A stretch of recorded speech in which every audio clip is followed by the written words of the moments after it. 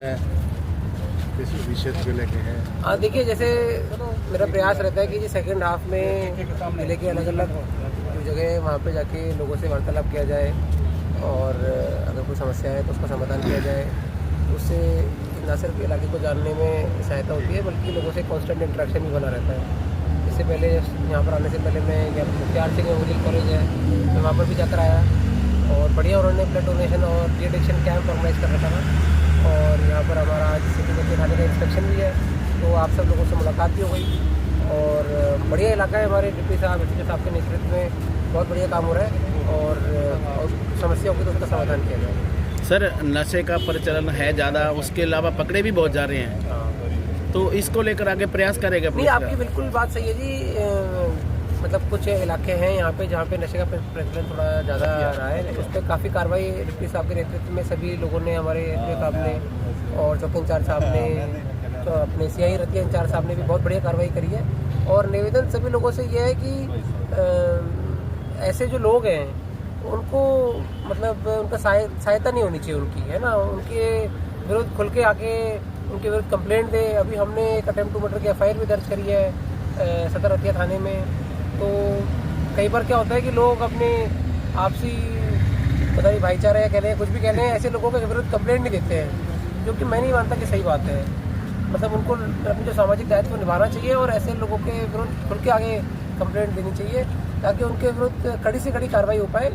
और हमने करी भी है पहले भी और आगे भी करते रहे। नशे को रोकने के लिए शहर और गांव में कोई कमेटियां भी गठन की जाएंगी पुलिस द्वारा? भी करी गई हैं कमेटियाँ गठित।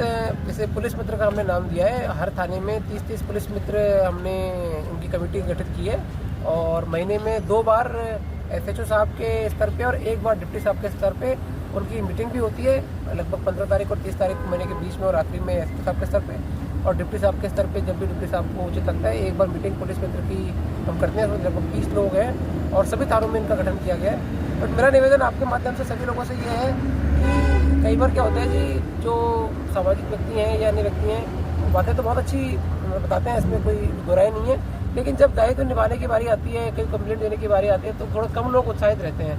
तो मेरा विनम्र निवेदन ये रहेगा कि जब भी ऐसी अगर मान लीजिए कोई घटना होती भी है तो खुल के आगे आके कंप्लेंट दिया। अभी हमने नागपुर चौकी में भी हमने कड़ी कार्रवाई करी है, तो आगे भी अगर ऐसा कुछ होता है तो बिल्कुल उसमें अपनी कंप्लेंट दें, हम बिल्कुल सख्त कार्रवाई करेंगे। इसके अलावा सर, ट्रैफिक की बहुत बड़ी दिक्कत आ रही है, शहर में ट्रैफिक जाम बना रहता है, स्थिति बनी रहती है।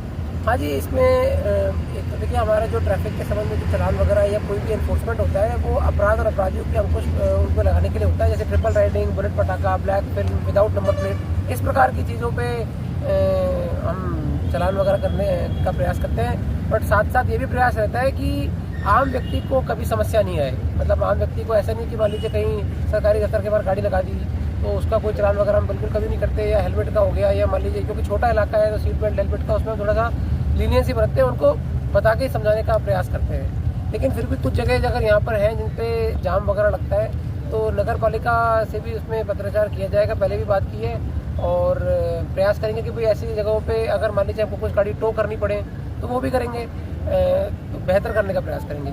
सर, मेडिकल नशे को लेकर काफ़ी दिक्कतें आ रही हैं, पुलिस को भी कार्रवाई करने में दिक्कत आ रही है।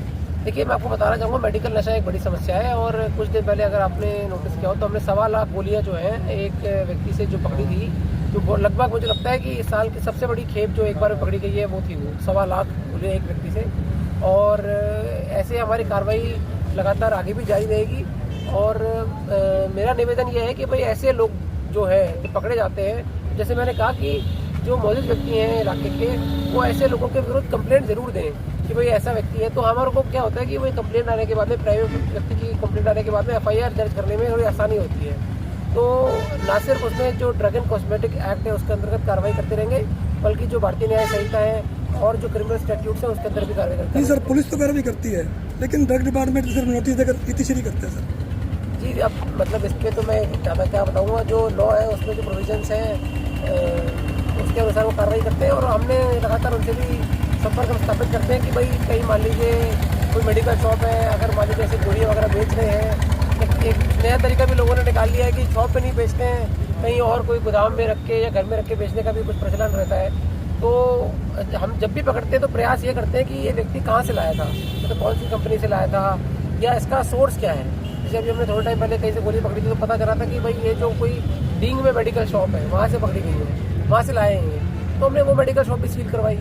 तो ड्रग एंड कॉस्मेटिक एक्ट के अंतर्गत जो ड्रग कंट्रोल ऑफिसर है, उनको जो अधिकारी है, उनको जो प्रावधान दिए गए, हम उनसे भी लगातार संपर्क स्थापित करके रखते हैं और प्रयास रहता है कि भाई इसमें कड़ी से कड़ी कार्रवाई हो और इसको आगे बढ़ने नहीं दें। मेडिकल नशे से युवाओं की मौत बहुत हो रही है। ये वार्ड के 2 पार्षद खड़े हैं आपके साथ, इनके वार्ड में पिछले दिनों काफ़ी मौतें हुई हैं। देखिए जी, मैं इस बात से डिनाई नहीं करता, कुछ घटनाएं हुई हैं और पुलिस प्रशासन पूर्ण रूप से कटिबद्ध है कि भाई लोगों को ज़्यादा से ज़्यादा जागरूक किया जाए। पर मेरा एक निवेदन और भी है कि जो घर में जैसे और सदस्य रहते हैं या समाज में और सदस्य रहते हैं, उनकी भी उतनी जिम्मेदारी है। मतलब आप देखें कि पुलिस एक सीमित संख्या में पुलिस कर्मचारियों की नियुक्ति हो सकती है किसी थाने में, और जनता या जो भी उस इलाके में लोग रहते हैं वो बहुत बड़ी संख्या में रहते हैं। तो जब तक मैं ये नहीं कहता कि भाई जो आम व्यक्ति हैं, जो सामाजिक व्यक्ति हैं, कार्रवाई नहीं कर रहे हैं, लेकिन